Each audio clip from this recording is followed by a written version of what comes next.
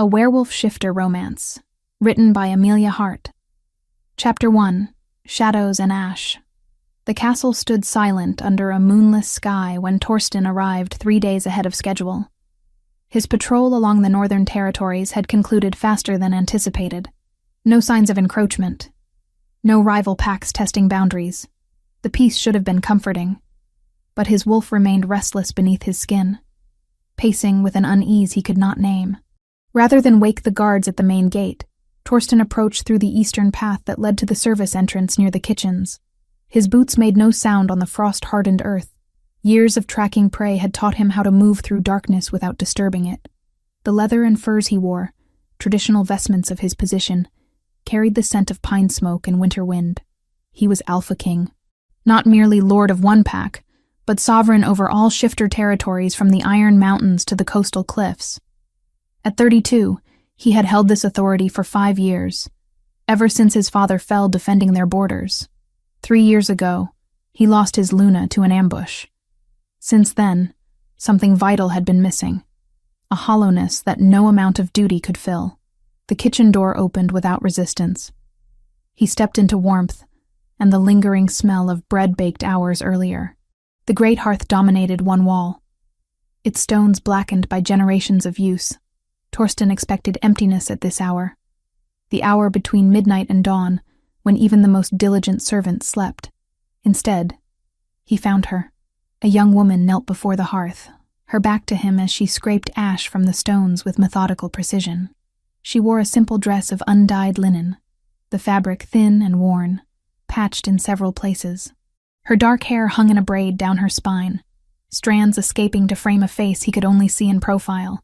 She worked quickly, silently, as though afraid to disturb the night itself. Torsten recognized her immediately. Sable, daughter of Beta Ulrich, his father's most trusted advisor and now his own. He had seen her occasionally over the years, always in the background, always silent. She rarely attended gatherings, and when she did, she remained at the edges, eyes downcast. He realized with uncomfortable clarity that he knew almost nothing about her beyond her name and parentage. He took a step forward, intending to announce his presence rather than startle her. But the floorboard creaked beneath his weight. Sable's reaction was immediate and visceral. She jerked upright, spinning toward the sound. The movement pulled her dress tight across her shoulders, and the worn fabric tore further at the seam. The right side of her bodice fell away, exposing her shoulder and the upper curve of her back. What Torsten saw made his wolf surge forward with sudden, violent fury. Her skin was a landscape of brutality. Fresh welts, angry and red, crossed older scars that had healed white and raised. The pattern was unmistakable to anyone with military training. These were not accidental injuries. These were deliberate, systematic, administered with precision designed to cause maximum pain while avoiding permanent damage to vital areas. Sable gasped, her green eyes wide with terror as she recognized him. She grabbed at the torn fabric, trying desperately to cover herself, but her hands shook so violently she could barely hold it in place. "Your Majesty," she whispered, the words catching in her throat. She dropped into an awkward curtsy, wincing as the movement pulled at her injuries. "I did not know you had returned. I was just finishing the hearth before morning. I will leave at once." "Stop." Torsten's voice came out harder than he intended. His wolf was too close to the surface, responding to the scent of blood and fear that filled the small space. He forced himself to gentle his tone. "Stand up. Do not bow." She obeyed, but kept her eyes fixed on the floor. Her whole body trembled. The fear scent intensified, sharp and acrid. It made something twist painfully in his chest. "How did you get those marks?" he asked, though he already suspected the answer. The pattern was too familiar. He had seen it before on soldiers being disciplined for severe infractions. "I fell," Sable said quickly. Too quickly. "Yesterday I fell down the stairs carrying water. It was clumsy of me. Look at me." She flinched at the command but raised her eyes. In the dim firelight, he could see they were a striking green, the color of new leaves in spring. They were also filled with such profound terror that it made his breath catch. This was not the fear of someone caught doing something wrong. This was the fear of someone who expected violence. Those marks were not made by falling, Torsten said carefully. He kept his distance, sensing that if he moved closer she might bolt. Those are whip marks. From a training lash, specifically. The kind used in the practice yards for soldiers who break formation. Her lips pressed together. She said nothing, but her hands twisted in the torn fabric of her dress, until her knuckles went white. Who did this to you? No one, Your Majesty. I told you. I fell. Sable. He made her name a gentle question rather than a demand. I can see at least 24 scars on your back. And those are only the ones visible. Some of them are years old. You did not get those from falling. Tears gathered in her eyes, but she blinked them back with fierce determination. Please, she whispered. Please, I must return home before dawn. If I am late, there will be consequences. The careful phrasing told him everything. Consequences. Not from neglecting her duties, but from someone who monitored her movements. Someone who would punish tardiness. Torsten's hands curled into fists at his sides. His wolf snarled inside his mind, demanding to know who had done this, demanding blood and retribution. He forced the rage down, knowing it would only terrify her further. Turn around, he said quietly. Let me see your back. Your Majesty, please. That was not a request. She turned slowly, lowering the torn fabric completely. What he saw made his vision go red at the edges. The fresh welts were even worse than he had initially thought. Some had broken the skin, leaving thin lines of dried blood, but it was the older scars that truly horrified him. Layers upon layers of them, crisscrossing her entire back from shoulders to waist. Some were thin lines, others thick and ropey from improper healing. This had been happening for years. Many years. Who? The word came out as a growl. His wolf was too close now, pushing against his control. Tell me who did this. Sable's shoulders hunched inward, making herself smaller. I cannot. Cannot or will not. It does not matter. Her voice was barely audible. Please, Your Majesty, I am no one. I am less than no one. What happens to me is of no concern to anyone. I just need to finish my work and go home. Less than no one? Torsten moved closer, unable to stop himself. She tensed but did not flee. You are the daughter of my beta. You are a member of this pack. That makes you very much my concern. My father would not agree with that assessment. The words slipped out before she could stop them. Her eyes went wide with horror at her own admission. I did not. Understanding crashed over Torsten with sickening clarity. The military precision of the scars. The access to training weapons. The authority to discipline without question. The careful isolation that had kept her invisible for years. Beta Ulrich, her own father. Show me your arms, he said, his voice deadly calm. Your Majesty, now. She pulled up her sleeves with shaking hands. More scars. Burns from hot metal on her forearms. Bruises in various stages of healing circling her wrists where she had been restrained. The wolf inside Torsten howled for release. He wanted to shift, to hunt, to tear apart whoever had done this, but the girl in front of him was already terrified. If he lost control now, he would only make it worse. You will not return home tonight, he said with absolute finality. There are servant quarters here in the castle. You will sleep there. I cannot. Panic edged into her voice. There will be. Please, Your Majesty, you do not understand. I understand perfectly. Torsten met her eyes, letting her see the cold fury he felt. And I am telling you that you will not leave this castle tonight. That is a direct order from your Alpha King. Do you intend to disobey? She stared at him, trapped between two sources of authority and clearly expecting punishment regardless of which she chose. Finally, she whispered, No, Your Majesty. Good. He moved to the door and called out. A guard appeared within moments, looking surprised to see the king. Escort this woman to the eastern servant quarters. Give her a room with a lock on the inside. She is not to leave, and no one is to disturb her. Post a guard if necessary. The guard glanced at Sable with curiosity, but had the sense not to ask questions. Yes, Your Majesty. Sable looked at Torsten one more time. There was no gratitude in her expression, only exhaustion and resignation. She expected this protection to be temporary. She expected to eventually pay for this night of safety. As the guard led her away, Torsten stood alone in the kitchen. The smell of her blood still hung in the air, mixing with old fear and newer desperation. His wolf circled restlessly, unsatisfied with merely removing her from immediate danger. It wanted more. It wanted justice. It wanted to understand why his wolf cared so much about someone he barely knew. He ran a hand through his dark hair, feeling the weight of his beard against his palm. 3 years since Astrid's death, and he had felt nothing. No interest in potential mates, no desire for connection. He had assumed that part of him had died with her. But standing in this kitchen, looking at the blood-stained ash where Sable had been working, he felt something stir. Not attraction. Not yet. Something more fundamental. A bone-deep certainty that she was important. That what happened to her mattered in ways he could not yet explain. Dawn would come in a few hours. He needed to sleep, to think clearly before taking action. But he knew sleep would not come.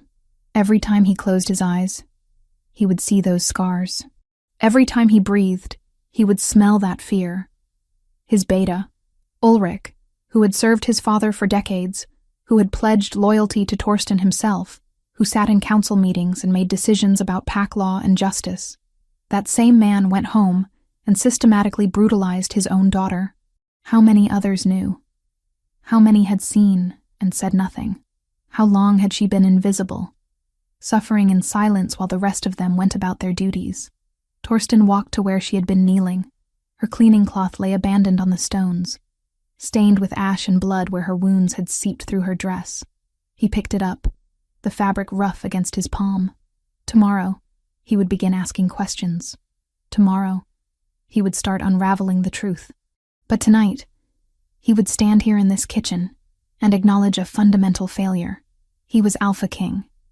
He was supposed to protect his people, and he had not even known one of them needed protecting. His wolf growled low and furious. And for once, Torsten agreed completely. Someone would answer for this. Someone would pay. But first, he needed to understand. And then he needed to make sure Sable never went back to that house again. Chapter 2. Hidden Truths. Torsten did not sleep that night. He stood on the battlements watching the eastern sky gradually lighten from black to deep blue to pale gray. Somewhere in the servant quarters below, Sable was either sleeping or lying awake, probably wondering what fresh hell this intervention would bring her. He suspected the latter. People who lived with constant fear did not rest easily. When dawn finally broke across the mountains, he descended to the great hall. Servants were already moving through the corridors, preparing for the day. He watched them with new eyes, wondering how many other invisible sufferers moved among them, how many secrets these stone walls contained. He positioned himself where he could observe the kitchen entrance without being obvious. He needed to see her routine, to understand the scope of what had been hidden in plain sight. Sable appeared shortly after sunrise. She wore a different dress, equally worn and patched, and moved with careful precision that suggested every motion caused pain. She kept her head down as she entered the kitchen, disappearing from his view. He gave her a few minutes, then followed. The kitchen bustled with morning activity. 3 other servants prepared breakfast for the castle's inhabitants, their chatter falling silent when Torsten entered. Sable stood at the far counter, scrubbing vegetables with single-minded focus. She had not looked up when he entered, though her shoulders had tensed slightly. She knew he was there. "Continue your work," Torsten told the others, his tone making it clear this was not a social visit. They obeyed, though he caught nervous glances passing between them. He spent the next hour simply observing. Sable worked without pause, moving from one task to another. When the head cook distributed morning bread to the staff, she took none. When someone asked if she wanted ale, she shook her head silently. She ate nothing, drank nothing, spoke to no one. When one of the male servants passed close behind her carrying firewood, she flinched so violently she nearly dropped the pot she was holding. The man did not even seem to notice, but Torsten noticed. His wolf noticed. Over the following days, he continued his observation while maintaining his regular duties. Council meetings felt interminable when he knew Sable was somewhere in the castle working herself to exhaustion. He found excuses to walk past the kitchens, the laundry, the storerooms where she labored. A pattern emerged. She arrived before dawn and left after dark. She never ate proper meals, only scraps if anything at all. Her movements were those of someone accustomed to making themselves invisible, to taking up as little space as possible. And every single time a man came near her, even in passing, her entire body went rigid with anticipation of violence. On the third day, Torsten sought out the castle's oldest servants. He found Berta in the weaving room, a woman who had served his grandfather. "Tell me about Ulrich's daughter," he said without preamble. Berta's weathered face creased with discomfort. "Sable? She is a quiet girl, Your Majesty. Hard worker. How long has she worked in the kitchens? 8 years, perhaps. Since she was 16. And before that, she lived in her father's house. Rarely saw her at all after her mother passed. When did her mother die? 15 years ago. Childbirth. The babe did not survive either." Berta's fingers stilled on her loom. Ulrich took it hard. Changed him, some said. Changed him how? Became stricter. More focused on honor and discipline. Said the pack had grown too soft. She hesitated. "Your Majesty, if I may ask, why these questions about the girl? Answer mine first. Did anyone ever see marks on her? Injuries?" Berta's silence was answer enough. "You saw," Torsten said flatly, and said nothing. "It was not our place," she whispered. "Ulrich is Beta. He has authority over his own household, and the girl never complained, never asked for help. What were we to do?" Torsten left without responding because he did not trust himself to speak. His wolf raged against the injustice of it. Not just Ulrich's abuse, but the collective failure of everyone who had seen and chosen convenience over compassion. He went to the records room next, pulling dusty volumes that chronicled pack ceremonies and official proceedings. It took him most of the afternoon, but he finally found what he was looking for. 8 years ago, a ceremony of maturity. All young shifters underwent their first formal transformation before the pack at age 16, proving their ability to control the change. It was tradition, celebration, a rite of passage. Sable's entry was brief and clinical. Transformation incomplete. Subject experienced partial shift only, accompanied by severe distress. Ceremony concluded early. Beta Ulrich requests authority to provide private instruction and discipline at home to correct deficiency. The Alpha King at the time, Torsten's father, had granted the request. His signature marked the bottom of the page. Torsten sat back, a sick feeling settling in his stomach. His father had been a good man, a strong leader, but he had trusted Ulrich implicitly, never questioning what discipline might entail.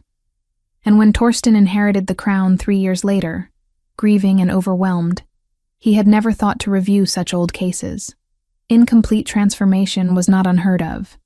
Some shifters took longer to develop full control, but it was not shameful, not something requiring isolation and punishment, unless someone wanted an excuse for isolation and punishment. He kept reading. There were no further entries about Sable. It was as if she had ceased to exist as a person after that ceremony, becoming only a kitchen servant whose name appeared occasionally on duty rosters. On the 5th day since their encounter, Torsten decided he had gathered enough information. He sent a message to Sable through the head cook, requesting her presence in his private study. Not a throne room summons, which would attract attention. A private meeting. She appeared at the appointed hour, escorted by a guard who then withdrew. She stood just inside the doorway, eyes fixed on the floor, hands clasped in front of her. She looked even thinner than she had 5 days ago. He doubted she had eaten more than scraps. "Sit," Torsten said, gesturing to a chair near the fire. When she did not move, he added more gently, "Please. This is not an interrogation." She sat on the very edge of the chair, perched as if ready to flee at any moment. Her green eyes darted around the room, taking in exits and potential threats before settling back on the floor. Torsten had prepared food. Simple fare that would not intimidate. Bread, cheese, dried fruit, a pitcher of water. He placed it on the table beside her chair. "Eat," he said. "I am not hungry, Your Majesty. That was not a question about your appetite. Eat. Her hands trembled as she reached for the bread. She took a small piece, barely a mouthful, and ate it with deliberate slowness, as if she had forgotten how to eat proper food, or as if she expected it to be taken away at any moment. More, Torsten ordered. She obeyed, taking larger pieces. He watched her eat half the bread and some cheese before she finally seemed to relax slightly. Color returned to her pale cheeks. Her hands stopped shaking quite so badly. I need you to tell me about your father, Torsten said once she had finished. The fear scent spiked immediately. Your Majesty, I cannot. Yes, you can. And you will. He kept his voice firm, but not harsh. I have already seen your scars. I have already spoken to others in the castle.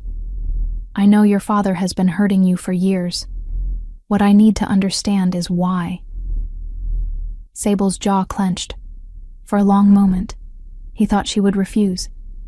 Then, in a voice barely above a whisper, she began to speak. My mother died giving birth to my brother 15 years ago. The baby died too. It was my fault. How was it your fault? You were 9 years old. My father says I tired her out. I was difficult as a child, always asking questions, always wanting to train with the warriors. I exhausted her. When she became pregnant again, she was already weak. Sable's fingers twisted in her lap. My father loved her very much. After she died, he said he would make me strong where she was weak, disciplined where I was wild. He started hitting you then? At 9 years old? Not hitting. Training. To make me better. To make me worthy of my mother's sacrifice. The words came out mechanical, rehearsed. How many times had she been told this? Until she believed it. But I kept failing. I was never good enough. Never disciplined enough.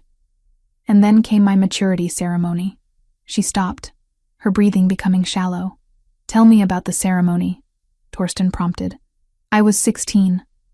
All my training should have prepared me for my first transformation. But the night before, my father gave me tea. He said it would calm my nerves. I drank it. Her voice cracked. When the ceremony began, I could not shift. I tried, but it was like something was blocking me. The pain was terrible, but nothing happened. Partial change only. Claws and teeth, but no true form. The pack watched me fail. They watched me scream and writhe on the ground, unable to complete what every other shifter does naturally. Your father gave you something that blocked the transformation. She looked up at him sharply, genuine surprise crossing her face. How did you... I read the records, and I have seen enough sabotage to recognize it. Torsten leaned forward. He drugged you deliberately, Sable. He made you fail on purpose. No, but there was doubt in her voice now. He would not. Why would he do that? To give himself an excuse. A failed transformation meant you needed private discipline. It meant he could isolate you, control you, hurt you, all under the guise of correction. And no one would question Beta Ulrich's methods for dealing with his defective daughter. The words were harsh, but they needed to be said. She needed to hear the truth. Sable stood abruptly, her chair scraping back. I should return to my duties. Sit down. Your Majesty. Sit. Down. This time it was an alpha command, layered with power that made her wolf respond instinctively. She sat, but her whole body vibrated with tension. I am going to investigate this formally, Torsten said. I am going to bring your father before the council and present evidence of what he has done. And I am going to make sure he never touches you again. You cannot. Panic filled her voice. You do not understand what he is capable of. He is Beta. He has authority, respect, allies. They will never believe me over him. And when they do not, when you cannot prove anything, he will take me home and he will... She cut herself off, chest heaving. He will not take you anywhere. You are under my protection now. Protection. She laughed, a broken sound. For how long? A week? A month? Eventually, this will fade from your attention. You will have other matters to attend to. And I will still be his daughter, his property, his shame to correct as he sees fit. The resignation in her voice was worse than the fear. She truly believed nothing could change. Torsten rose and moved closer, crouching so their eyes were level. She tensed but did not flee. Listen to me carefully. I am Alpha King. What I say becomes law, and I am telling you that you are under my personal protection. You will not return to that house. You will not be alone with your father. You will not be hurt again. Do you understand? Why? The question was barely audible. Why do you care? I am no one. I am the broken daughter of your beta. I have no value to anyone. You are a member of my pack. That gives you value. That gives you protection. He held her gaze. And what was done to you was wrong. It was evil, and I will not allow it to continue. Tears gathered in her green eyes but did not fall. You cannot promise that. Watch me. For the first time since he had met her, something other than fear crossed her face. Hope, perhaps, or the beginning of belief. It was fragile, easily shattered, but it was there. I need you to trust me, Torsten said quietly. Just for a little while. Can you do that? After a long moment, Sable nodded. It was a small movement, hesitant and uncertain. But it was agreement. Good. Then we begin tomorrow. I will convene the council. And this time, the truth will be heard. Chapter 3. The Reckoning. The council chamber felt colder than usual when Torsten entered the following morning. 7 members sat around the heavy oak table, their faces showing varying degrees of curiosity and concern at being summoned with such urgency. Beta Ulrich sat in his customary seat to the right of where Torsten would stand, his expression calm and unreadable. Torsten took his position at the head of the table, feeling the weight of the leather and fur mantle across his shoulders. His beard was freshly trimmed, his bearing that of absolute authority. This would be no casual discussion. This was judgment. I have called you here to address a matter of grave concern, he began, his voice carrying clearly through the stone chamber. A matter that touches on the very foundation of our laws regarding protection of pack members. The council members exchanged glances. Ulrich remained perfectly still, though something flickered in his eyes. Wariness, perhaps. 3 nights ago, I discovered evidence of systematic abuse against a member of this pack. Abuse that has continued for years, hidden from view, ignored by those who witnessed it. Torsten let the words settle. The victim is Sable, daughter of Beta Ulrich. The reaction was immediate. Gasps from some, shocked silence from others. Ulrich's face remained stone, but his hands gripped the armrests of his chair with whitening knuckles. That is a serious accusation, Your Majesty, said Councillor Brennus, an older wolf with silver threading his dark hair. What evidence supports such a claim? I have seen the evidence myself. Scars covering her back, arms, wrists, burns, welts both fresh and old, injuries consistent with prolonged, deliberate violence. Torsten pulled out the records he had found. 8 years ago, Sable underwent her maturity ceremony. The transformation was incomplete. Beta Ulrich requested permission to provide private discipline at home. My father granted that request. Since then, Sable has been isolated, working as a servant in our kitchens, while her father has used that failed ceremony as justification for years of brutality. She is clumsy, Ulrich said, his voice steady. Always has been. Falls frequently. I have tried to teach her grace, but she resists instruction. The marks on her back are from a military training lash. The pattern is unmistakable. Torsten's voice hardened. Do not insult this council's intelligence by claiming otherwise. Perhaps she requires strict discipline, offered Councillor Hakan, though he looked uncomfortable saying it. Some young wolves are more difficult than others. She is 24 years old, Torsten said. She has been receiving this discipline since she was 9, when her mother died. At what point does discipline become torture? Ulrich finally moved, rising from his chair with deliberate slowness. My daughter is weak. She has always been weak. Her mother spoiled her, made her soft. When my mate died bringing a son into the world, a son who did not survive, I was left with a daughter who had none of the strength her mother possessed. It became my duty to forge that strength, to make her worthy of the bloodline she carries. By beating her? Torsten asked quietly. By starving her? By teaching her that her only value lies in how well she can endure pain? I did what was necessary to prevent her from becoming a burden on this pack. Ulrich's composure began to crack. heat entering his voice. And I was proven correct. At her maturity ceremony, she could not complete a basic transformation. She writhed on the ground in front of the entire pack, humiliating herself in our family name. That failure proved she needed stronger measures. Tell me about the tea you gave her the night before the ceremony. Ulrich froze. It was only for a heartbeat, but everyone in the chamber saw it. What tea? He said carefully. The tea you gave her to calm her nerves. Her words. Torsten moved around the table, closing the distance between them. What was in that tea, Ulrich? Chamomile. Lavender. Herbs to help her sleep. I wonder what the royal healer would say if we asked her to examine your daughter. If we asked her to look for traces of blocking agents in her system. The kind of herbs that suppress the transformation. Torsten stopped directly in front of his beta. I wonder what she would find. The chamber went absolutely silent. Even the crackling fire seemed to quiet. You are suggesting, Ulrich said slowly, that I sabotaged my own daughter's ceremony? That is madness, is it? You wanted an excuse. A public failure that would justify taking her home, isolating her, controlling her completely. What better way than to ensure she could not transform? I would never. Ulrich's face flushed with anger. She failed because she is defective, because she is weak. I took measures beforehand to protect the pack from witnessing worse. I gave her suppressants to ensure that if she could not complete the transformation, at least she would not fully lose control and harm someone. I was protecting others from her inadequacy. The confession hung in the air like smoke. Torsten felt his wolf surge forward, barely restrained. You admit it then. You drugged her deliberately. You ensured she would fail so you could justify what came after.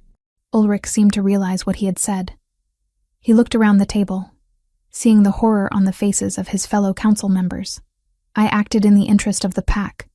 A defective Omega is a danger. I contained that danger. That is my right as Beta and as her father. Your right? Torsten's voice dropped to a deadly calm. You have no right to torture a member of this pack. Omega or not, she is under pack protection. She has been since birth. And you violated that protection for 8 years, while I and my father failed to see it. Brennus cleared his throat. Your Majesty, if I may, I witnessed the ceremony 8 years ago. I remember thinking at the time that the girl seemed unusually disoriented, but I attributed it to nerves. He looked at Ulrich with something approaching disgust. If what you say is true, Beta Ulrich, if you deliberately caused her failure, that is a violation of pack law. Sabotaging a maturity ceremony is grounds for removal of rank. I did what needed to be done, Ulrich insisted, but his voice had lost its steadiness. She dishonored our bloodline by existing. Her birth killed my mate and my son. Every day she drew breath was an insult to their memory. I tried to make her strong enough to deserve survival. I tried to forge her into something useful, but she remained weak, defiant, ungrateful for the attention I gave her. Attention. Torsten repeated the word as if tasting poison. You call years of beatings attention? I call it necessary correction for an Omega who could not even manage a basic transformation. Because you prevented it. The shout echoed off the stone walls. Torsten's wolf was so close now, his eyes flashing amber. You destroyed her ability, and then punished her for the destruction. You blamed a child for her mother's death and spent 15 years making her pay for the crime of surviving. Another council member spoke up. Aldwin, who rarely contributed but whose opinion carried weight. I must confess something. 3 years ago, I saw the girl in the market. She was carrying supplies for the kitchens. Her sleeve had slipped, and I saw burn marks on her arms. When I asked about it, she claimed an accident with hot oil. I suspected otherwise, but Ulrich was Beta. His authority over his household was absolute. I told myself it was not my place to interfere. I too saw signs, admitted Hakan quietly. She flinched whenever men came near her. I thought perhaps she was simply timid by nature. You all saw, Torsten said, looking at each of them in turn. You all suspected. And you all chose to do nothing because it was easier than confronting a man in power. Uncomfortable silence met his accusation. They could not deny it. I will not make that mistake. Torsten turned back to Ulrich. Effective immediately, you are removed from your position as Beta. You are stripped of all advisory roles and council privileges. You will be confined to the castle prison while a formal sentence is determined. You cannot do this. Ulrich's composure finally shattered. I have served this pack for 30 years. I served your father loyally through wars and famine. I have bled for our people. And you would cast me aside for disciplining my own daughter? You tortured her. I tried to make her strong. You broke her. Torsten's voice cracked like a whip. You took a child and you systematically destroyed her until she believed she deserved the pain, until she believed she was worthless, until she could not even eat a meal without permission. She is worthless. Ulrich spat. She killed my mate. She dishonored our name. Every day I looked at her and saw my failure to produce a worthy heir. I did what any father would do when faced with such disappointment. No. Torsten's voice went deadly quiet. Any father would have loved her, would have helped her grow, would have protected her. You are no father. You are a coward who beat a child because you could not face your own grief. Ulrich lunged forward, rage overtaking reason. Guards appeared from the doorway instantly, seizing him before he could reach the Alpha King. He struggled against their grip, his face contorted with fury. You have grown weak, Ulrich snarled as they dragged him back. Ever since Astrid died, you have been weak. You let emotion cloud your judgment.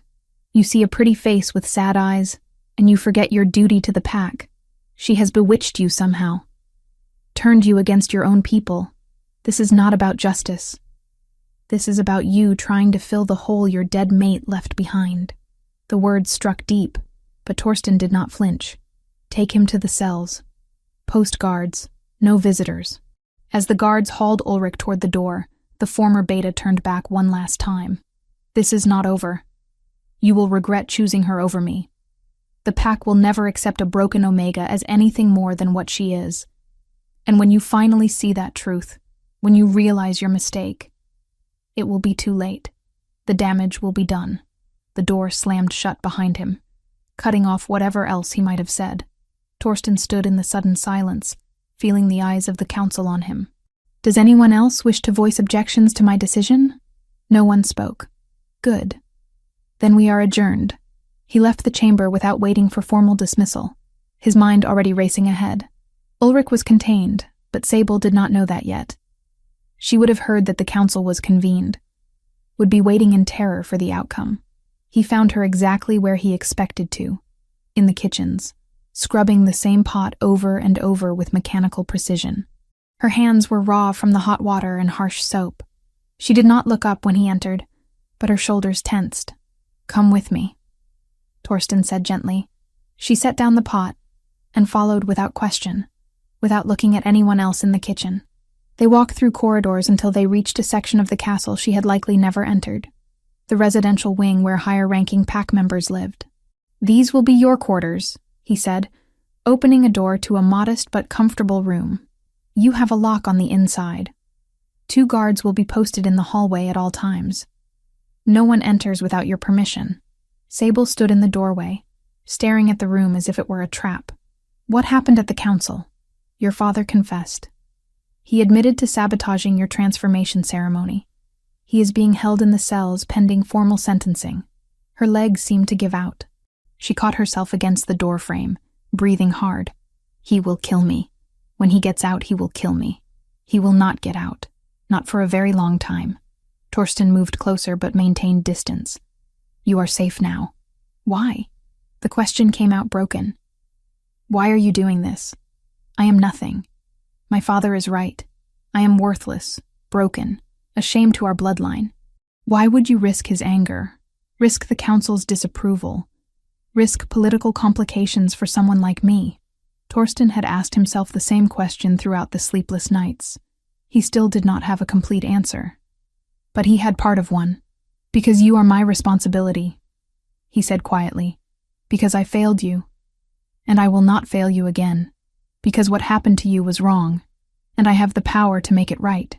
She looked at him then, really looked at him, and he saw the desperate hope warring with years of learned helplessness in those green eyes. I do not know how to be safe, she whispered. Then I will teach you. Chapter 4. Healing Wounds. The room felt too large. Sable sat on the edge of the bed, hands folded in her lap, staring at walls that held no memories of pain. Clean linens, a window with actual glass, a hearth with wood already stacked beside it. Luxury beyond anything she had known in 8 years. She did not sleep that first night. Every creak of settling wood made her jump. Every footstep in the corridor sent her heart racing. The lock on the inside of the door felt like a lie. Locks could be broken. Doors could be forced. Safety was an illusion that would shatter the moment she let herself believe in it. Dawn came eventually. With it came a knock at her door, gentle but firm. Sable? A woman's voice, aged and kind. I am Marin, the castle healer. The Alpha King has asked me to examine you, if you will allow it. Sable opened the door slowly. The woman standing there had white hair braided in the traditional style. Deep lines around eyes that held both wisdom and warmth. She looked familiar, though Sable could not place why. I knew your mother, Marin said softly, as if reading her thoughts. You have her eyes. May I come in? Something about the mention of her mother made Sable step aside. Marin entered, carrying a worn leather bag that smelled of herbs and healing salves. I will need to see the injuries, Marin said, setting her bag on the table. I promise to be gentle, and you may tell me to stop at any time. No one had ever asked Sable's permission for anything before. The novelty of it made her throat tight. She removed her dress with trembling hands, standing in only her thin undergarments. Marin's sharp intake of breath was the only sound for several long moments. Sweet ancestors, the healer whispered. She moved closer, professional detachment warring with obvious horror. Child, how long has this been happening? 15 years. Sable's voice came out hollow. Since my mother died. Marin's hands were gentle as she examined each scar, each burn, each place where skin had healed wrong from lack of proper treatment. She said nothing, but Sable saw tears gathering in the old woman's eyes. The Alpha King wants to know about the transformation blocking, Sable said quietly. Can you tell? Let me check. Marin pulled out several small vials from her bag, mixing herbs with practiced efficiency. Drink this. It will make any foreign substances in your blood glow under moonlight. Sable drank the bitter mixture. Marin led her to the window where morning sun was just beginning to brighten the sky. She held Sable's wrist up to the light, examining the veins carefully. There, Marin breathed. Do you see that faint gray tinge? That is wolfsbane residue. Not the killing kind, but the suppressing kind. In your system for years, I would guess. Enough to damage your connection to your wolf without killing you outright. My father gave me tea, Sable heard herself saying. Almost every night. He said it would help me sleep, help me think clearly. It was poisoning you. Marin's voice shook with anger. Slowly, carefully, keeping you weak and disconnected from your wolf. I suspect he increased the dose before your maturity ceremony to ensure complete suppression. Can it be fixed? Yes, but it will take time. Months of treatment to purge the toxins and rebuild your connection. Teas, purification rituals, meditation to reconnect with your inner wolf. Marin squeezed her hand gently. It will not be easy, but you are stronger than you know. Sable wanted to laugh at that. Strong. She had spent 15 years being broken and had never once fought back. As if sensing her thoughts, Marin added, Survival is its own kind of strength. You endured what would have killed weaker souls. Now we teach you to thrive. Over the following days, Marin came every morning and evening. She brought salves for the scars, teas for the poison, and something Sable had forgotten existed, gentle conversation. Marin spoke of her own daughter, long since moved to a southern pack. She spoke of the weather, of castle gossip, of nothing and everything. She treated Sable like a person, not a problem to be corrected. The physical wounds began to heal. The emotional ones would take longer. Torsten visited every afternoon, always at the same time, always knocking first. At first, Sable could barely look at him. He was Alpha King. He had saved her, protected her, destroyed his own beta for her sake. The debt felt crushing. "You do not owe me anything," he said one afternoon, as if reading her mind again. They sat in her room, a careful distance between them. "This is not a transaction." "Then why?" she asked, the question that had haunted her since that first night. "Why risk so much for someone like me?" Torsten was quiet for a long moment. 3 years ago, I lost someone. My Luna, Astrid. We were patrolling the northern borders when we were ambushed by a rival pack. I was separated from her during the fighting. By the time I found her, he stopped, jaw clenching. I was too late. I have carried that failure with me every day since. "I am sorry," Sable whispered. "I tell you this because I understand guilt. I understand carrying weight that does not belong to you. Your mother's death was not your fault, Sable. Your father's cruelty was not your fault, and you do not deserve to punish yourself for surviving." The words cracked something inside her. Tears came before she could stop them, silent and overwhelming. Torsten did not try to touch her, did not offer empty comfort. He simply sat with her while she cried for the first time in years. After that, their conversations came easier. He told her about the burden of leadership, about the loneliness of sitting in council chambers making decisions that affected thousands of lives. She told him about the isolation of the kitchens, about making herself invisible, about the strange comfort that came from knowing exactly what each day would bring, even if that certainty involved pain. "You liked the predictability," Torsten said, understanding in his voice. "At least I knew what to expect. Now everything is uncertain. I do not know how to exist without rules telling me when to work, when to eat, when to sleep, when to hurt." She looked at her hands. "Is that pathetic?" "No. It is honest." 3 weeks passed. Then a month. The teas Marin prepared gradually shifted in composition as the wolfsbane purged from Sable's system. The scars on her back faded from angry red to pale pink. She started eating regular meals without prompting. Small victories that felt monumental. One afternoon, Torsten arrived with a proposal. "I want to start training you," he said. "Basic defense. How to protect yourself if you are ever in danger again." Sable's immediate response was fear. "I cannot fight. Everyone can fight. You have simply never been taught how." He stood, offering his hand. "Come. Just simple movements today. I promise not to push too hard." She took his hand, surprised by the warmth of it. He led her to a private training yard behind the castle, away from curious eyes. It was empty, except for practice weapons and training dummies. "Show me your stance," Torsten said. Sable had no idea what that meant.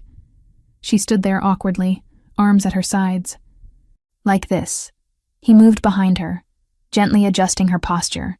His hands on her shoulders were careful, giving her every opportunity to pull away.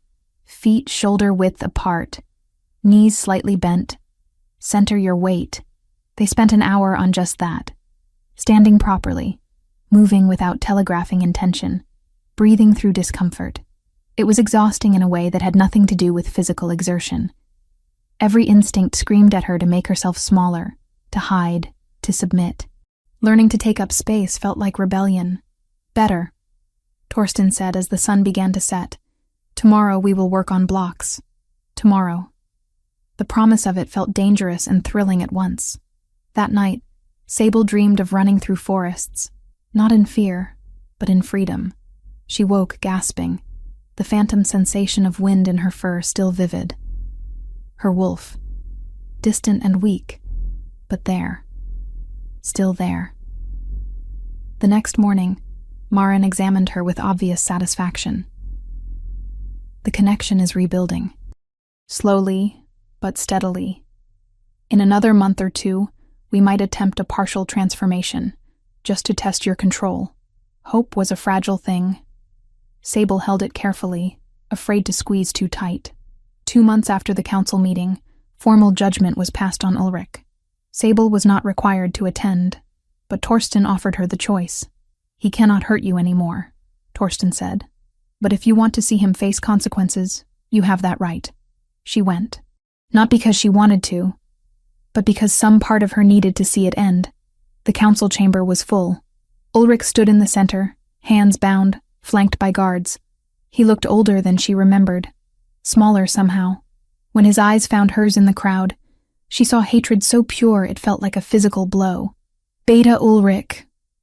Torsten's voice rang with absolute authority. "You have been found guilty of systematic abuse, of sabotaging a sacred ceremony, of violating pack law and basic decency. The council has voted. You are hereby stripped of all rank and titles. You are exiled from these lands for 5 years. You will be escorted to the eastern mountains at dawn and left there. If you return before your sentence is complete, you will be executed. Do you understand?"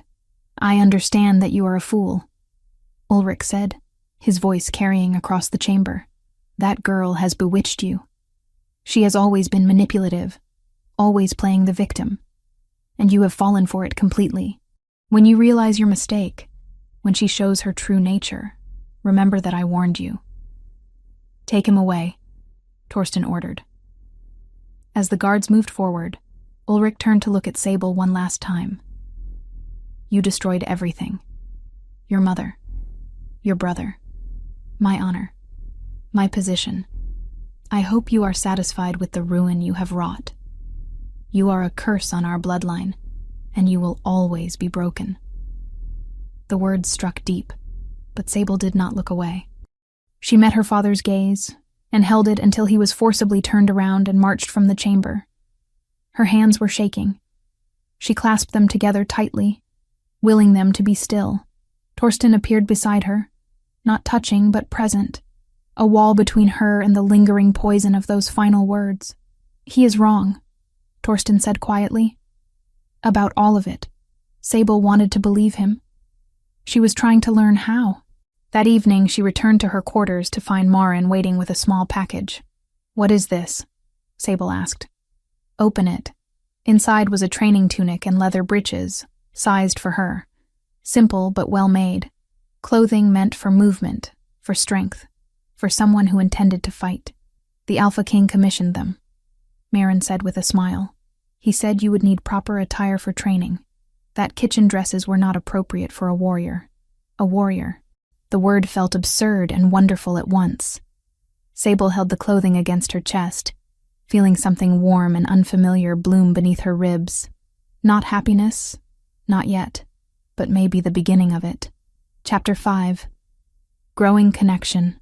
In the weeks that followed Ulrich's exile, the castle's rhythm shifted in small but undeniable ways. What had once been a backdrop for Sable's survival slowly began to resemble a place where a future might exist. 3 months passed since Ulrich's exile, and the castle transformed from a place of silent suffering into something resembling sanctuary. Sable woke each morning without the immediate terror that had once defined her existence. The lock on her door remained unused most nights now, though its presence still comforted her. Marin's treatments showed undeniable progress. The wolfsbane had been systematically purged from Sable's system through carefully measured teas and purification rituals that left her exhausted but cleaner somehow, as if poison had seeped from her very bones. The scars on her back faded from angry red to pale silver, still present but no longer screaming their history to anyone who looked. "You are healing remarkably well," Marin said one morning as she examined Sable's arms. "The connection to your wolf is strengthening. I can feel it when I check your pulse. The rhythm is changing, becoming more synchronized with your inner nature. When can I try to shift?" Sable asked, the question both eager and terrified. "Soon. Another few weeks to be certain. Rushing it could damage the bond permanently." Marin squeezed her hand gently. "Patience, child. You have already come so far." Torsten had become a constant presence in her new life, arriving each afternoon at the same hour with the reliability of sunrise. They no longer met in her quarters where everything felt weighted with formality. Instead, they walked the castle grounds, spoke in the library, or sat in the gardens when weather permitted. Their conversations had evolved beyond trauma and recovery into something more substantial. Torsten spoke of the burdens of leadership, the impossible choices that kept him awake at night, the weight of knowing that every decision affected hundreds of lives. Sable listened and found herself offering perspectives he had not considered, seeing problems from angles his advisors missed. "You would make a good counselor," he said one afternoon as they walked along the eastern wall. "You see connections others overlook." "I spent years watching people," Sable replied. When you are invisible, you notice things. The cook favors her left side because her hip pains her. The head guard drinks more when his son writes from the southern territories. The younger servants gossip about which warriors are gentle and which are cruel. Small details that reveal larger truths. Torsten studied her with an expression she could not quite read. I have been thinking. When you are ready, I would like to begin training you properly. Not just recovery, but actual combat skills. Why? The question came automatically. Defensive. Because you should know how to protect yourself. Because strength is not just physical, but mental. Because I think you would excel at it. He paused. And because I want you to never feel helpless again. Something warm and dangerous bloomed in Sable's chest at those words. She pushed it down carefully. Gratitude was not the same as affection. Protection was not the same as care. She needed to remember that. But when Torsten looked at her with those gray eyes that held both sadness and determination, remembering became difficult.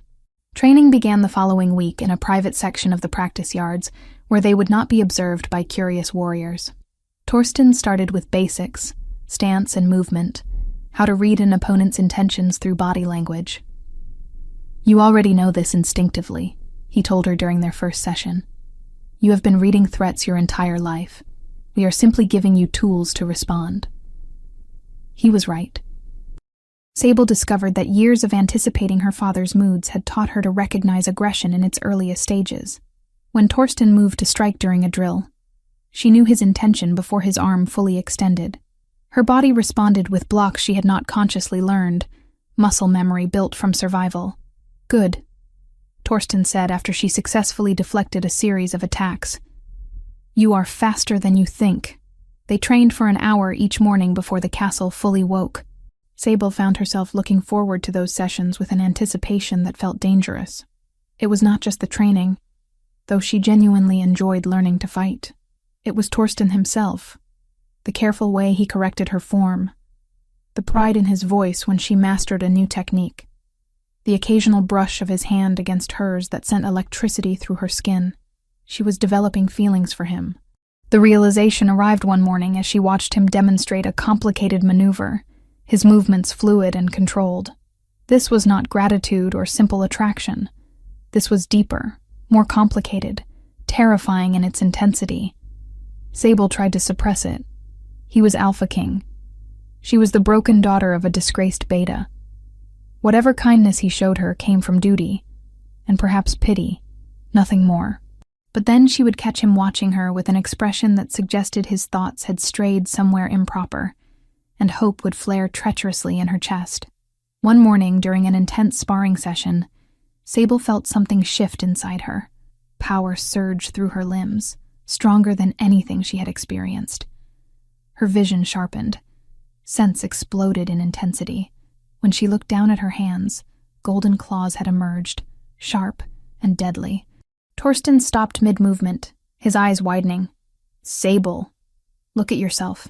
She stared at her transformed hands, at the fur rippling along her forearms, at the strength evident in muscles that had not existed weeks ago. It was only partial transformation, not the full wolf form she craved, but it was real. Undeniable proof that her wolf still lived. The emotion overwhelmed her. Joy and relief and disbelief crashed together. Without thinking, she threw herself at Torsten, wrapping her arms around him in an embrace fueled by pure gratitude and triumph.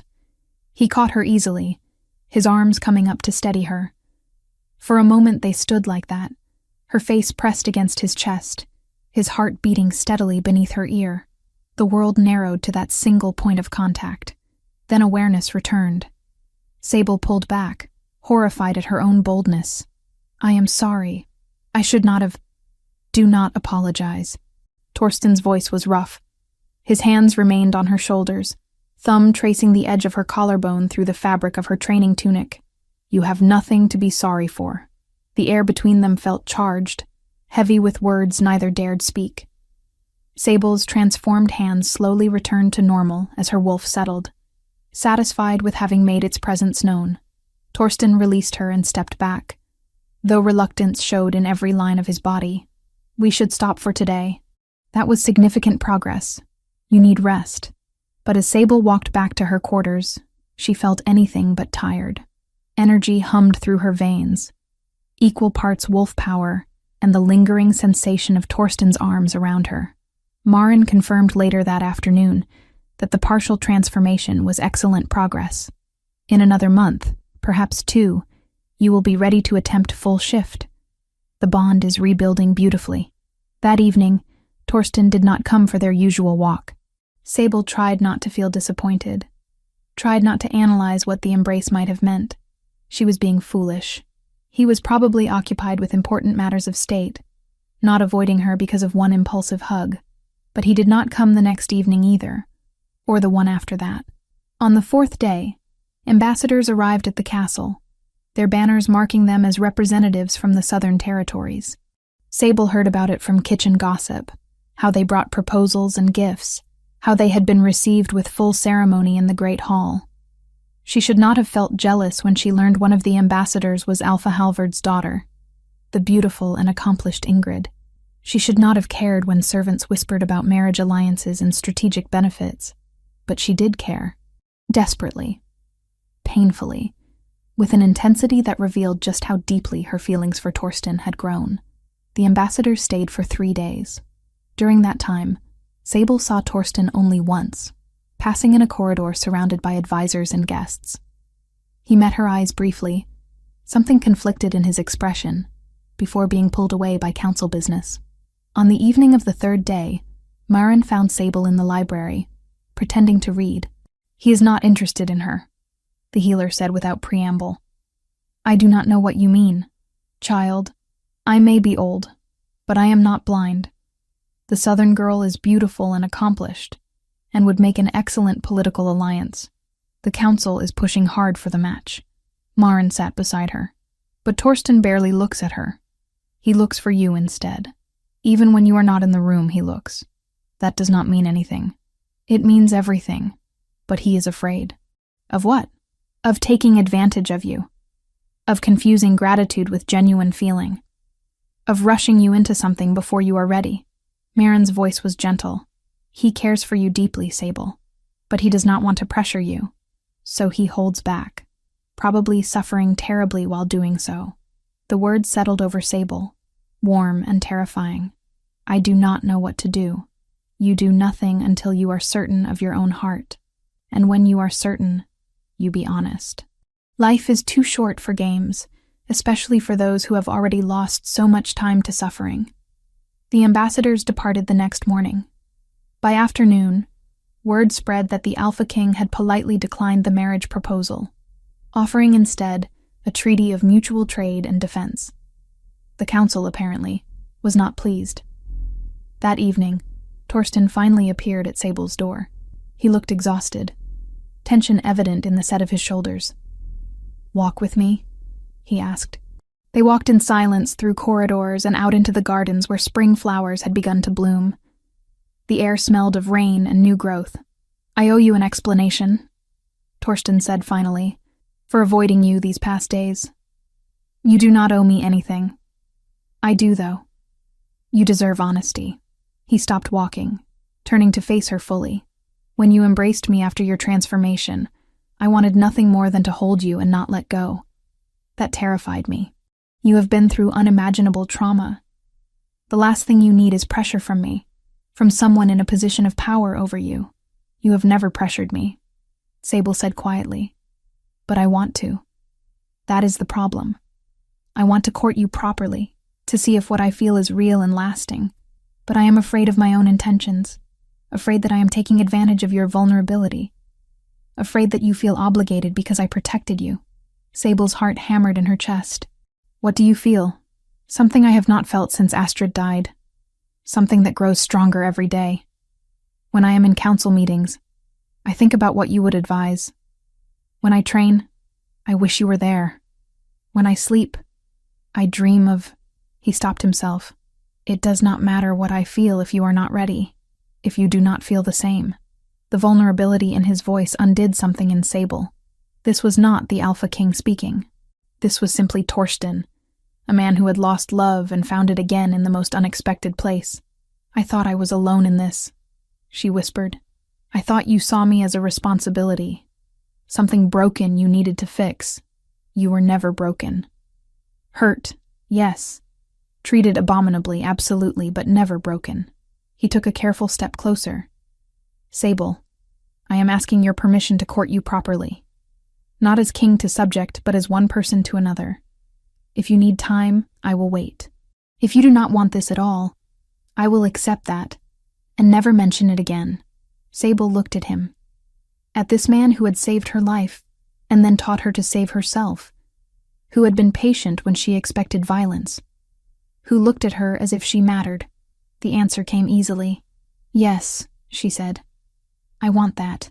The smile that broke across Torsten's face was worth every moment of uncertainty. He reached for her hand, and this time when their fingers interlaced, it felt like a beginning, rather than an ending. Chapter 6. Blood and Resolve. The message arrived on a gray morning 2 weeks after Torsten and Sable had begun their courtship. A messenger from the Northern Territories, mud-splattered and exhausted, delivered it directly to the Alpha King during breakfast in the Great Hall. Torsten read it once, his expression darkening with each line. Then he read it again, jaw clenching. What is it? Sable asked quietly. She sat beside him now at meals, a position that had caused some raised eyebrows among the council, but no outright objections. Trouble. The kind I have been expecting for 3 years. He handed her the parchment. The message was brief and brutal. Alpha Ragnar of the Northern Pack demanded the fertile hunting territories along the border, lands that had belonged to Torsten's pack for generations. If the demand was not met within 2 weeks, Ragnar would consider it an act of hostility and respond accordingly. War, in everything but name. This is the pack that killed Astrid, Torsten said, his voice low enough that only Sable could hear. They have been testing our borders for years, waiting for a moment of weakness. They think now is that moment. Because of me, Sable realized. Because you removed your beta, and the council is divided.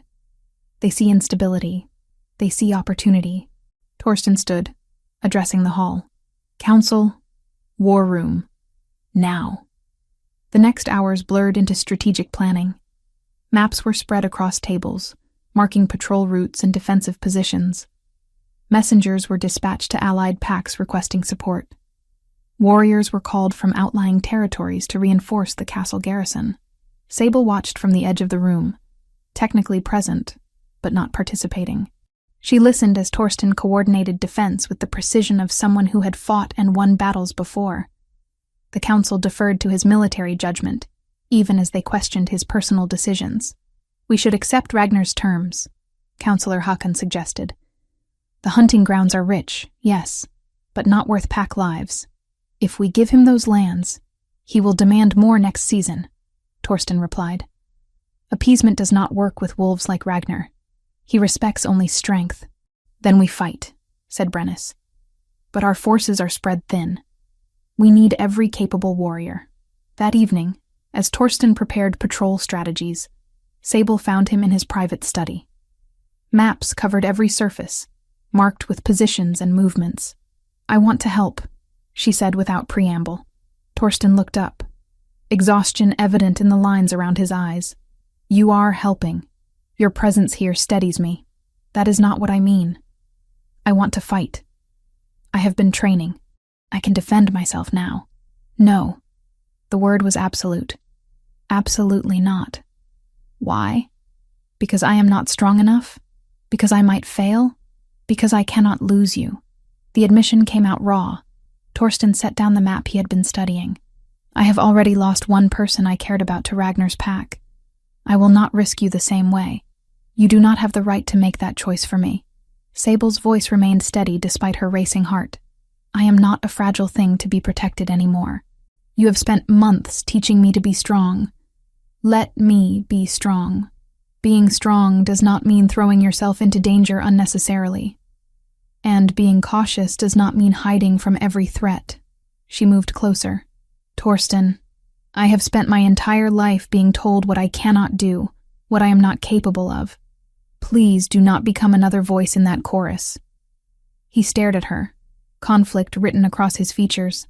If something happened to you, then it would be my choice, my risk.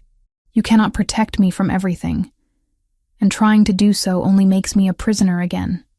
A comfortable one, perhaps, but still caged.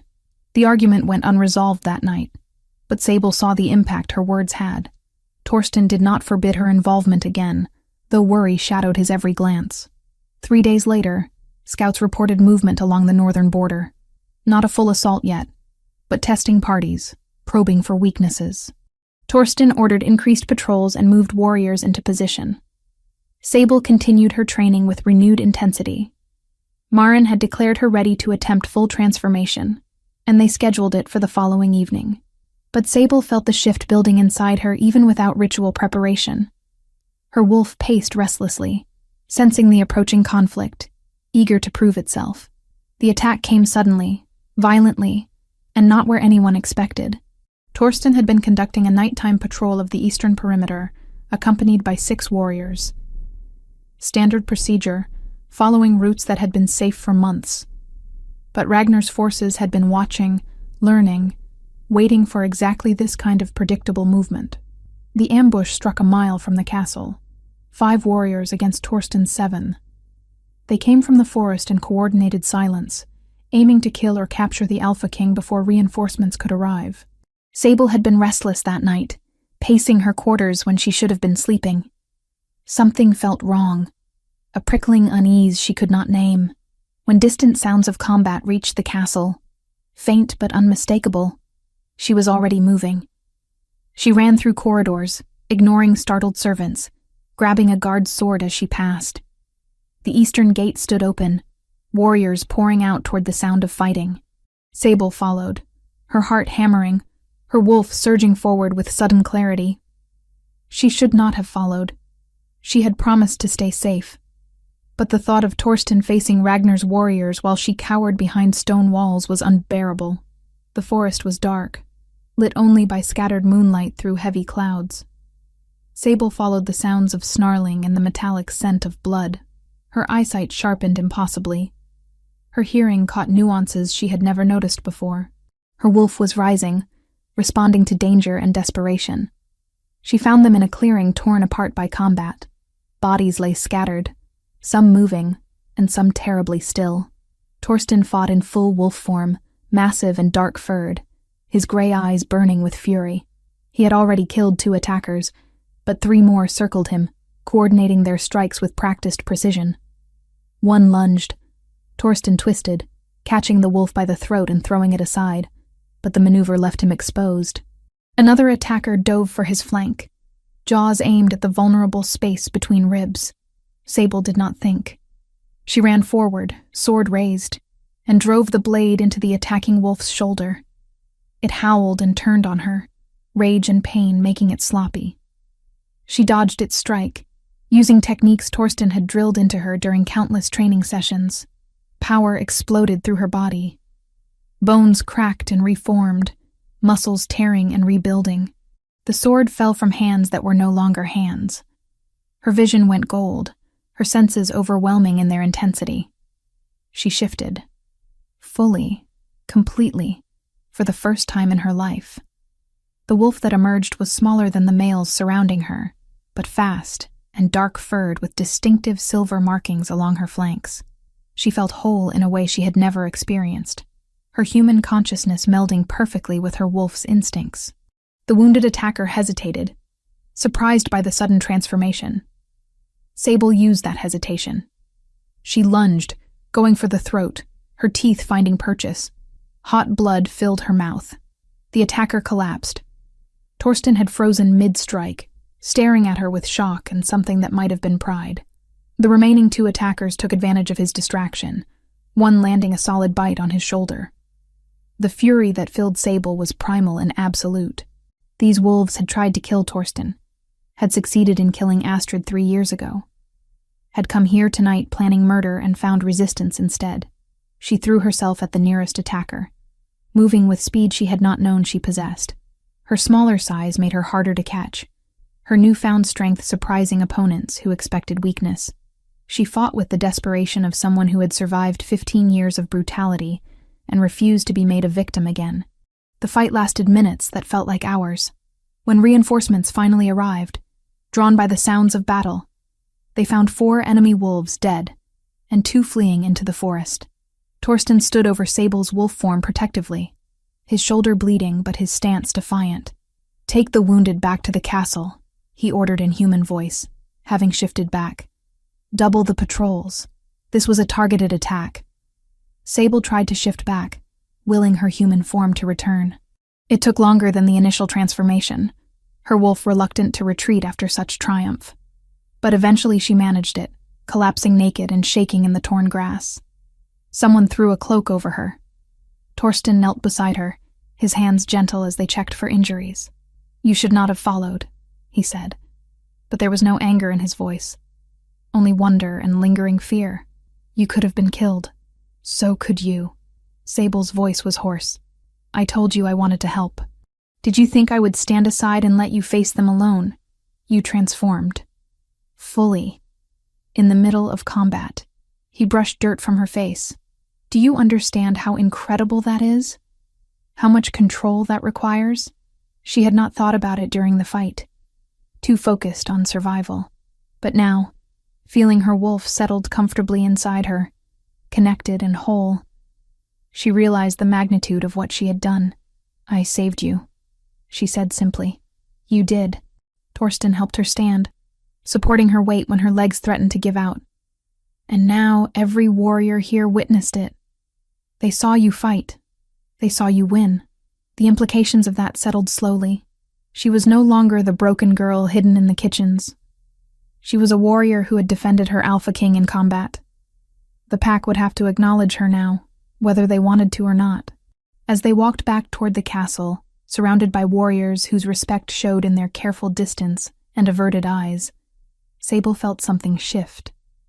Not just in her relationship with Torsten, though the way he kept her close suggested that had deepened as well, but in her understanding of herself. She was not helpless. She was not worthless. She was dangerous when provoked, capable when challenged, and strong in ways that had nothing to do with physical power alone. Ragnar had meant this attack as a display of dominance. Instead, he had given Sable the opportunity to prove herself not just to the pack, but to herself. The night was far from over. Wounds needed tending. Strategies needed adjustment. Responses needed planning. But as Torsten's hand tightened on hers, both of them bloodied and exhausted, but alive, Sable felt something she had never expected to feel again. Victory. Chapter 7. Trials of Fire. The attack changed everything. Within days, word spread through the territories that Sable, daughter of the disgraced Beta Ulrich, had transformed fully during combat and fought alongside the Alpha King against northern invaders. The story grew with each telling, some versions more accurate than others, but all carrying the same essential truth. She was no longer invisible. Torsten wasted no time capitalizing on the shift in perception. 3 days after the ambush, he announced his formal intention to court Sable as a potential Luna.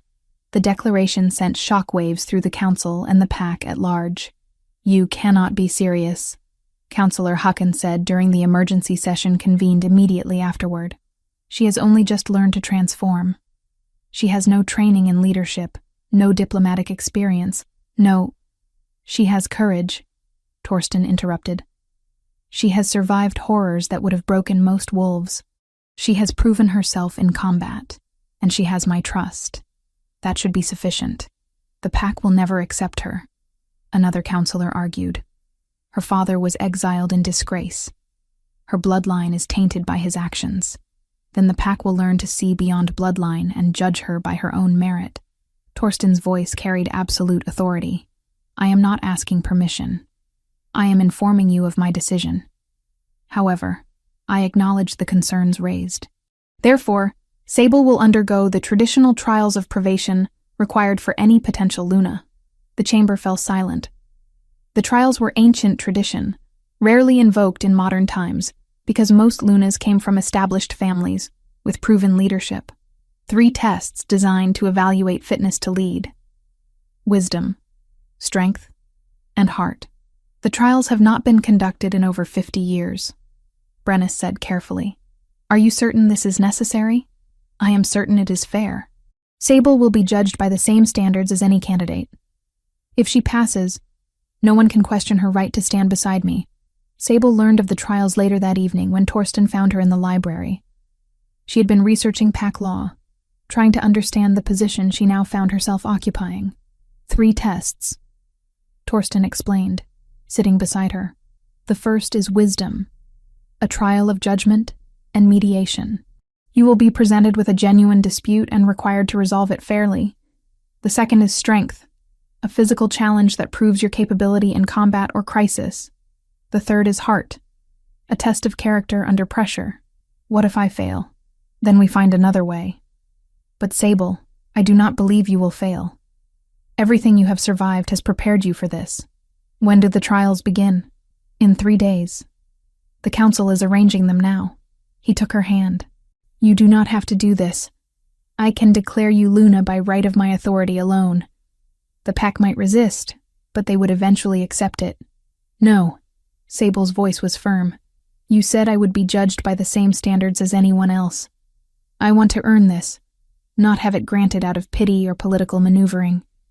If I am to be Luna, the pack needs to believe I deserve it. Pride shone in Torsten's eyes. Then we prepare. Tomorrow, we begin intensive training for the trials. The following days passed in focused preparation. Maren taught Sable about pack law and historical precedents for mediation. Torsten drilled her on combat techniques and crisis management. Brennus, surprisingly, offered advice on how to read political motivations behind seemingly simple disputes. The wisdom trial will likely involve 2 parties with legitimate grievances, he explained. Your task is not to make everyone happy, which is impossible, but to find a solution that serves the greater good while honoring tradition. The first trial commenced on a cold morning, with the entire council and dozens of pack members assembled in the great hall. Sable stood before them in formal attire, a simple but well-made dress in deep green that brought out her eyes. Torsten sat to the side, officially present as witness, but forbidden from interfering. 2 families were brought forward, both farmers whose lands bordered each other.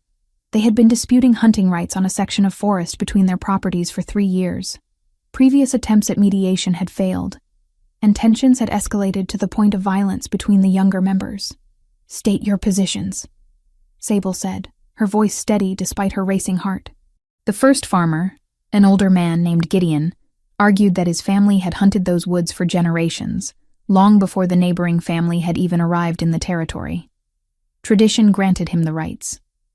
The second farmer, a woman named Petra, countered that the forest was technically unclaimed land, open to anyone who worked hard enough to track game there. Her family needed the meat as much as Gideon's did, and denying them access based solely on who arrived first was unjust. Both had valid arguments. Both had supporters in the assembled crowd. Sable could feel the weight of judgment pressing down on her shoulders. She spent an hour questioning both parties, asking about herd sizes, family needs, hunting patterns, and seasonal variations. The council watched with expressions ranging from skepticism to curiosity. Finally, Sable made her decision. The forest will be shared, she announced, but not randomly. Gideon's family will have exclusive hunting rights during autumn and winter, when game is most plentiful and preservation techniques allow for storage. Petra's family will have exclusive rights during spring and summer, when fresh meat is needed but cannot be stored as easily. Both families will work together to maintain the forest, clearing paths and protecting it from poachers. Any disputes arising from this arrangement will be brought to the council immediately, rather than escalating to violence. Silence followed her pronouncement. Then Brennus nodded slowly. A compromise that honors tradition while acknowledging present need. Neither family gets everything they want, but both benefit. Well reasoned. Gideon looked unhappy, but grudgingly accepted. Petra seemed surprised, but pleased. The council members exchanged glances, some impressed, others still reserving judgment. The first trial is past, Torsten declared.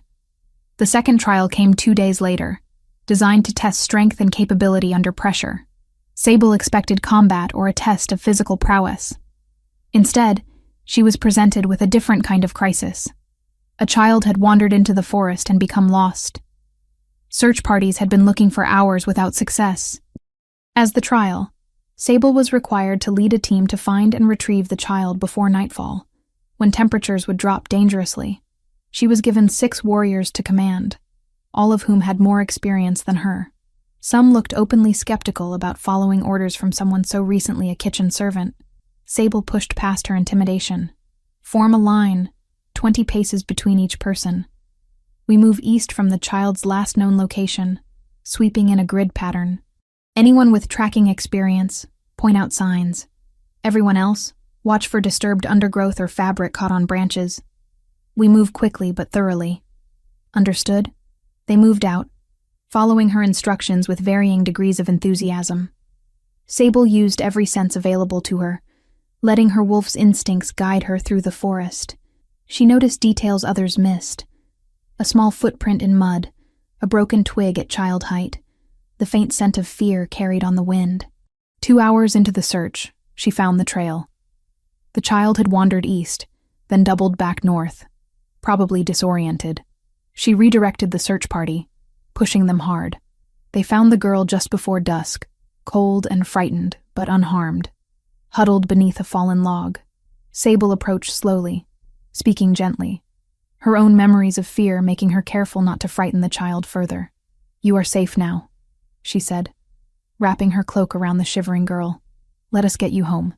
The warriors who had doubted her carried new respect in their eyes as they returned to the castle. The child's parents wept with gratitude. The council acknowledged her success. "The second trial is past," Torsten said, his pride evident despite the required neutrality. The third trial was scheduled for the following evening, during the full moon. The trial of heart, the most difficult to quantify and the most subjective in judgment. Sable waited in her quarters as the sun set, trying to calm her racing thoughts. Marin had been unable to tell her what to expect.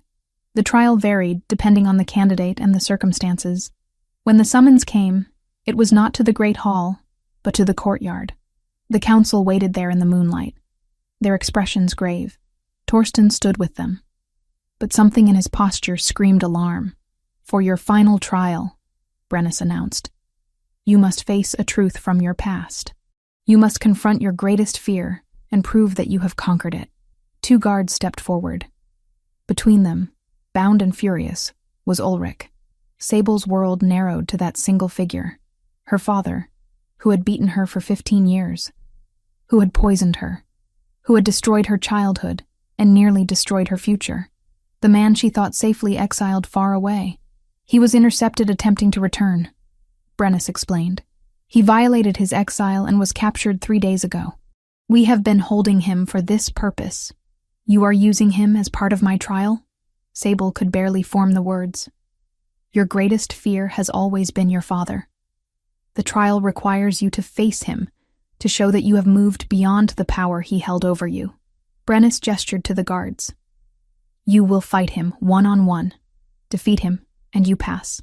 Fail, and you are deemed unworthy." "This is barbaric," Torsten growled, taking a step forward. "She should not have to." "It is tradition," another counselor interrupted. "The trial of heart requires facing one's deepest fear.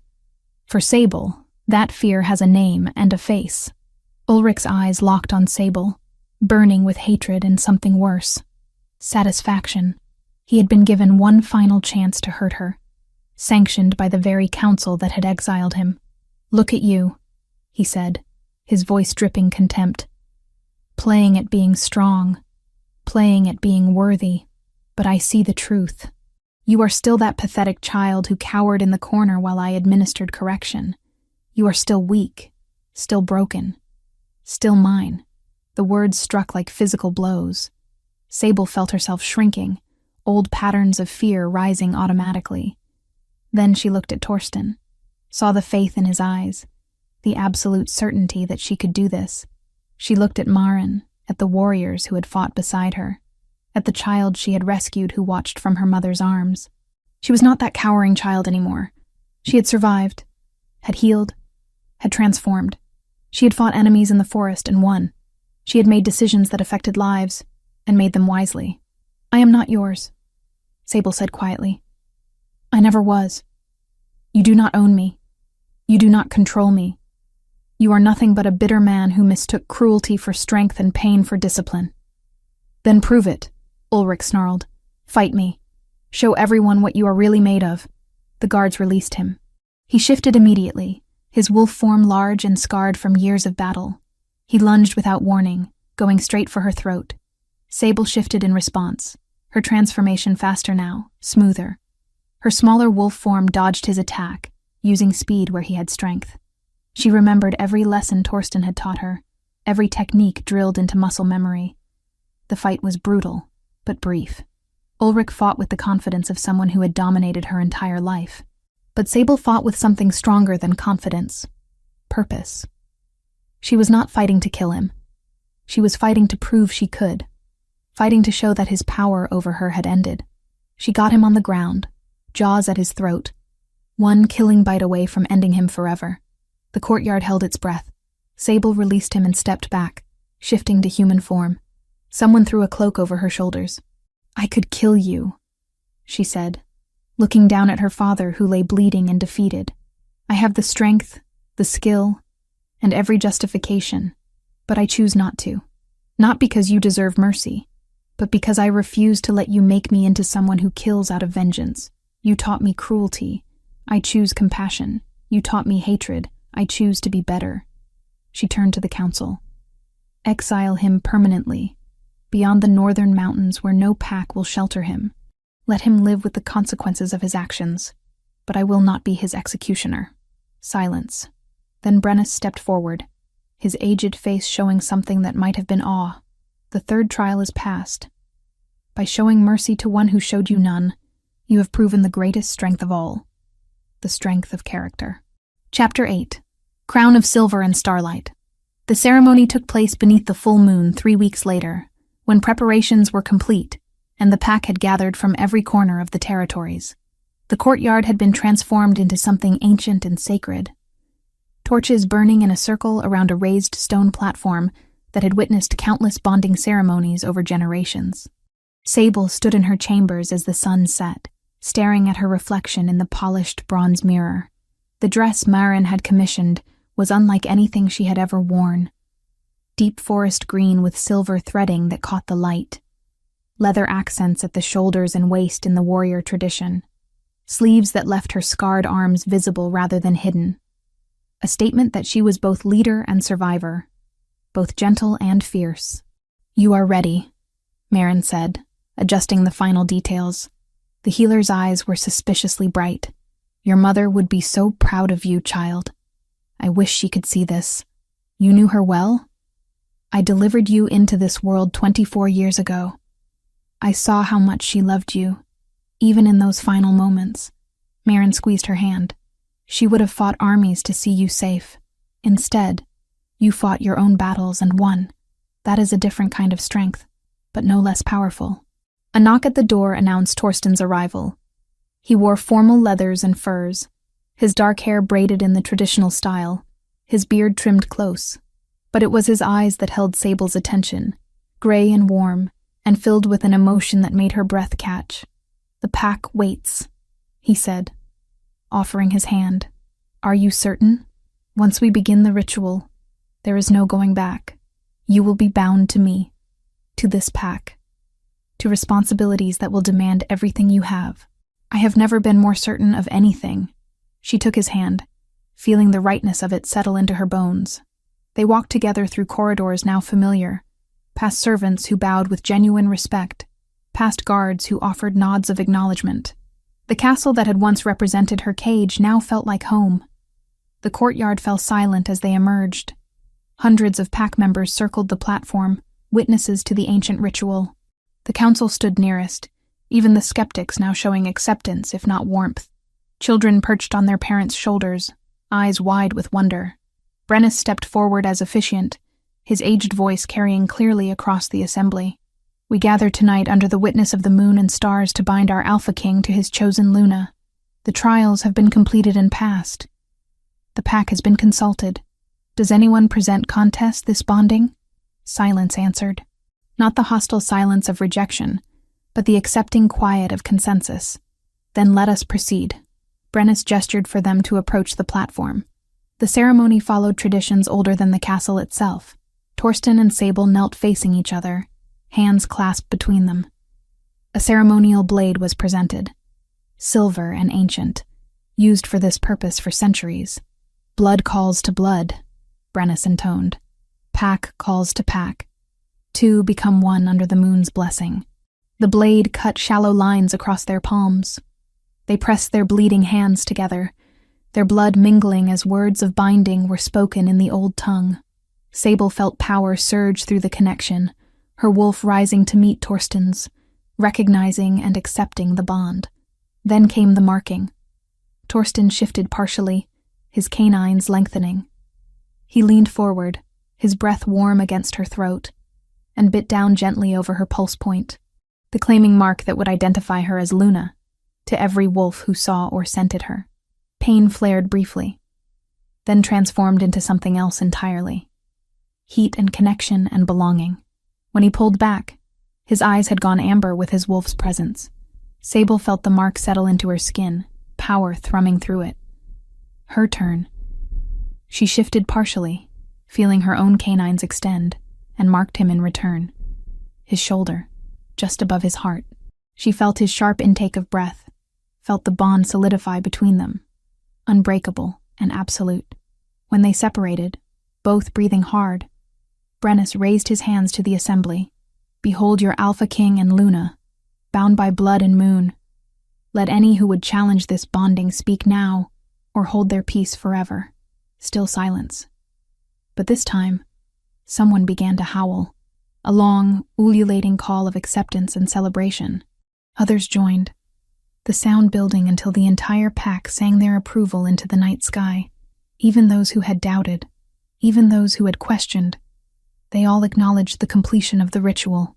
Sable's own wolf rose in response, and for the first time, she howled with her pack, not as an outsider or a victim, but as their Luna. The sound felt like freedom given voice. The formal ceremony concluded with the presentation of Luna marks. Marin stepped forward bearing ceremonial paint made from crushed silver leaves and blessed water. She drew traditional symbols across Sable's collarbones and down her arms, covering the old scars with new marks of power and authority. These signify your role as Luna, Marin explained, her voice thick with emotion. Protector of the vulnerable, voice of wisdom, heart of the pack. When the marks were complete, Torsten helped Sable stand. They turned to face the assembly together, his arm around her waist, her hand over his heart. My Luna, he said simply, and the pride in his voice echoed across the courtyard. The celebration that followed lasted until dawn. Food and drink flowed freely, music played, and pack members who had never spoken to Sable before approached with congratulations and offerings. Children brought her flowers. Warriors offered pledges of loyalty. Even the skeptical counselors bent their heads in respect.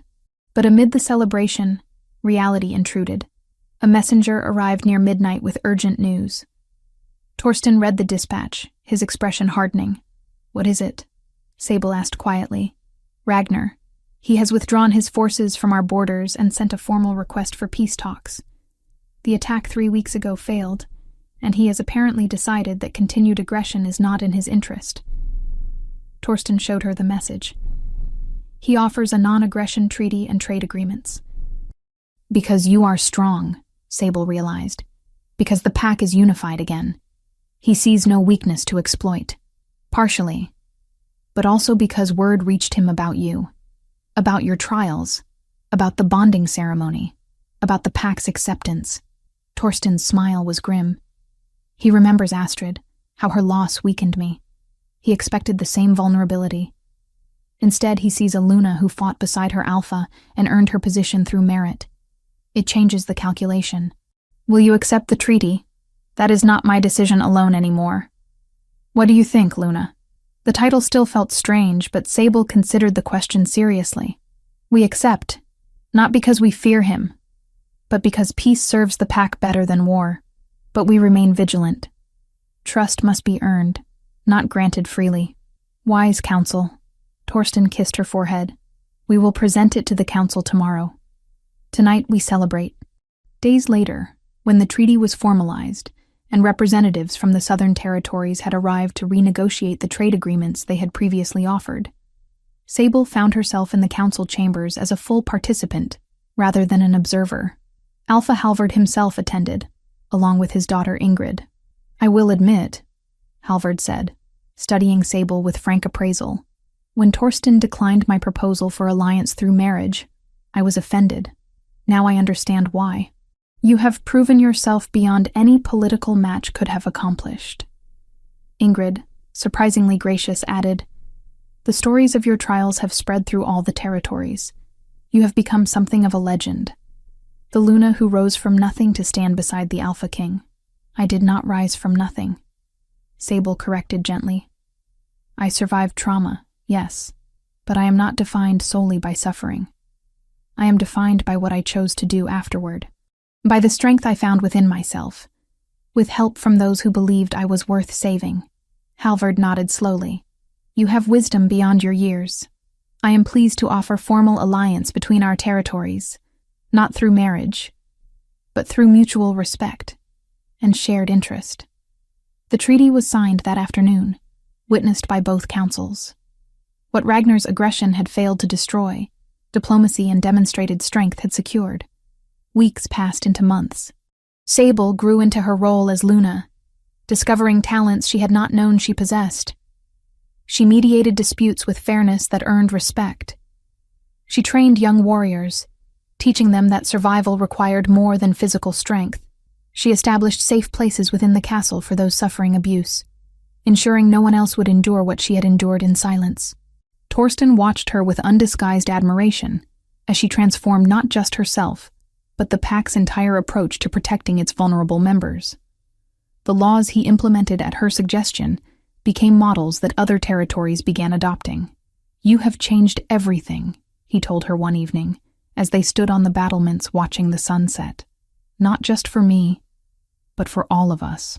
We changed everything," Sable corrected, leaning into his warmth. "You saved me first.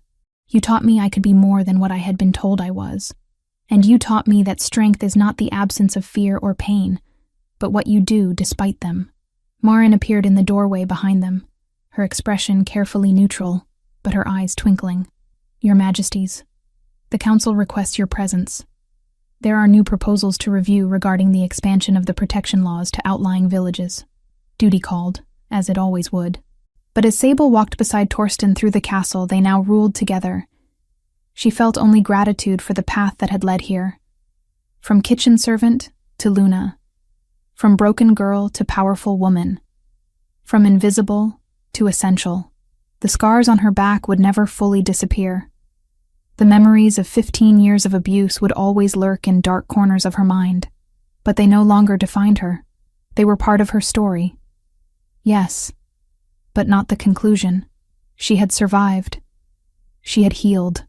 She had found love and purpose and belonging. And now, she would ensure that others found the same. That night, as the full moon rose silver and bright over the castle, 2 wolves ran through the forest together. One large and dark, one smaller with distinctive silver markings. They ran not from danger, but toward freedom, their howls blending into a song of triumph and joy. The Alpha King and his Luna, partners in every sense, leaders of a pack that had learned to see strength in unexpected places and value resilience as highly as any bloodline. And in the castle behind them, in quarters that had once housed a terrified servant girl, a single candle burned in the window. A light in the darkness, a beacon for those still suffering, a promise that change was possible. The end.